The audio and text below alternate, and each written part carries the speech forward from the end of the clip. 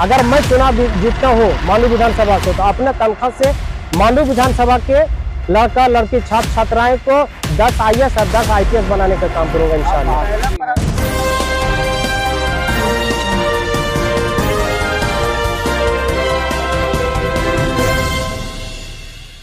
कि राष्ट्रीय जनक्रांति मोर्चा पिछड़े वर्गों के लिए, मुस्लिमों के लिए, दलितों के लिए और अगड़ी जाति के लिए, सभी जातियों के लिए काम करेगी।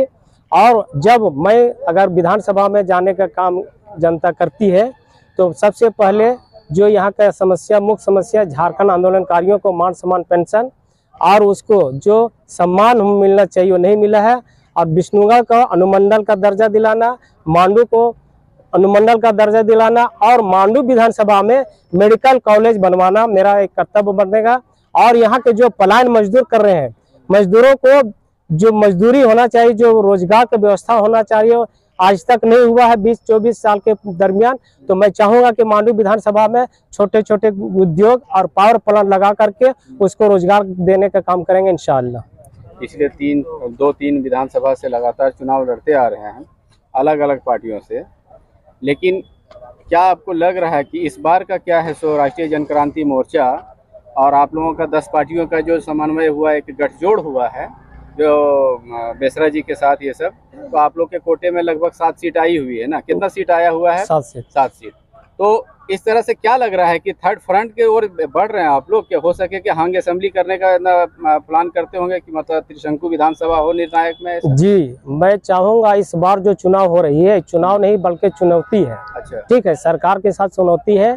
ये नवनिर्माण जनमत जो हम लोग बनाए, तीसरा विकल्प, जिसका मेन अध्यक्ष है सूरज सिंह बेसरा, पूर्व विधायक और राष्ट्रीय जो सांसद रह चुके हैं कृष्णा मार्डी, वो हम लोग के अध्यक्ष हैं। और हमारे राष्ट्रीय जनक्रांति मोर्चा के अध्यक्ष आली जनाब मौलाना अब्दुल मोबिन रिजवी साहब हैं।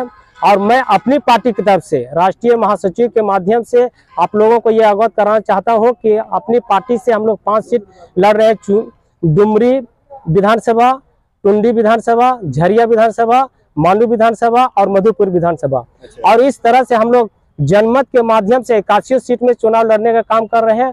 अगर सरकार बनती है जनमत की और जनता स्वीकार करती है तो हम लोग प्रत्येक घर के व्यक्ति को एक नौकरी दिया जाएगा और उनको 30,000 से 35,000 का तनख्वाह दिया जाएगा। और सर्वप्रथम हम लोग यहाँ के नौजवानों को जो शिक्षित हो चुके हैं उसको रोजगार देने का काम करेंगे। और उसको अगर मैं चुनाव जीतता हूँ मांडू विधानसभा से तो अपने तनख्वाह से मांडू विधानसभा के लड़का लड़की छात्र छात्राएं को 10 IAS और 10 IPS बनाने का काम करूंगा इंशाअल्लाह। पहला प्राथमिकता आपका क्या होगा अगर आप मांडू विधानसभा से अगर आप पहला प्राथमिकता तो मैं कहा न कि पूरे 24 जिला झारखंड आंदोलनकारियों को जो मान सम्मान नहीं मिला है, झारखंड अलग बनाने में उसका नेतृत्व करेंगे। और आज भी नेतृत्व कर रहे हैं और आज भी नेतृत्व करें, हारे चाहे जीते।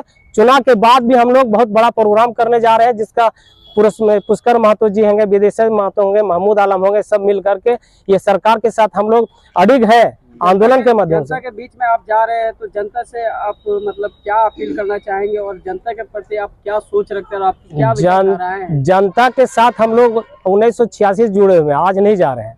जनता का काम हम करते आ रहे हैं। विष्णुगढ़ में आप लोग सुने होंगे कि 11 दिन का 14 में हम लोग धरना दिए थे, जिसमें मेडिकल कॉलेज, अनुमंडल और आपका नर्सरी में जो आपका जमीन विकास में उसका के लेकर के यहाँ बनना चाहिए, जिसके लेकर के झारखंड सरकार जो शेख भिखारी मेडिकल कॉलेज बनाई है, ये विष्णुगढ़ का ही देन है, जो 11 दिन का धरना दिया गया था। उसके बाद भी हम लोग 26 तारीख को ये मांग किए हैं कि विष्णुगढ़ को जो अनुमंडल बना है, पुलिस अनुमंडल, उसको विष्णुगढ़ में स्थापित किया जाए और वहाँ का जो मजदूरों का जो पलायन हो रहा है उसको रोका जाए और उसको रोजगार की व्यवस्था किया जाए। अच्छा, लेकिन जो अस्थिर सरकार है, आप ये इंडिया गठबंधन में भी आ सकते थे, तो लोग ये दबी जबान में ये कहते हैं कि आप इंडिया गठबंधन को नुकसान पहुंचाएंगे। ये अरे इंडिया सरकार एक गठबंधन हो या एनडीए गठबंधन हो, कोई सरकार नहीं चाहती कि मुसलमान आगे आवे, अल्पसंख्यक आगे आवे। हम लोगों को सिर्फ लौंग इलायची, आप लोग देखेंगे पुलाव में लौंग इलायची जो दिया जाता है ना, जो उसके बाद चूस करके फेंक दिया जाता है, उसी तरह मुसलमानों का वोट का ये यूज करते हैं और इस्तेमाल करते हैं। आज आप लोग पिछड़ा देखे होंगे ये 24 में जो लोकसभा हुआ, 14 लोकसभा में कहा मुसलमानों को प्राथमिकता दिया आप, अल्पसंख्यकों के एक भी बता दीजिए। आज 41 विधानसभा में झारखंड मुक्ति मोर्चा दिया, 2 कैंडिडेट दिए, क्या हम लोग कम से कम 15% है, 20% 20 विधायक होना चाहिए। नहीं तो मेरा सवाल यही है महमूद साहब कि अगर आप ना इंडिया अलायंस के मतलब शीर्ष नेताओं से आप लोग अगर बात करते, वार्ता होती, तो हो सके मांडू विधानसभा जन क्रांति मोर्चा खाते में आ जाता। तो वार्ता को करने लिए तैयार नहीं है ये लोग, सत्ता से चिपके हुए हैं। सत्ता के चिपके होने के बाद अनदेखी लोग जनता का करता है, कोई पार्टी को इन्वॉल्व नहीं करना चाहती है। ये लोग गठजोड़ है आरजेडी। प्रयास कर रहे थे कि ताकि एक ये बन जाए समाज। प्रयास हम लोग खुद नहीं किए, हम लोग प्रयास यही किए कि तीसरा विकल्प झारखंड में बने। अच्छा, इंडिया एनडीए का सरकार हम लोग दे चुके हैं। इस बार तीसरा विकल्प है कि जनमत के साथ हम लोग जुड़ करके जनता का काम करें। और जनता का जो मुख्य मांग है यहाँ के पलायन को रोकना, यहाँ का शिक्षा की व्यवस्था करना।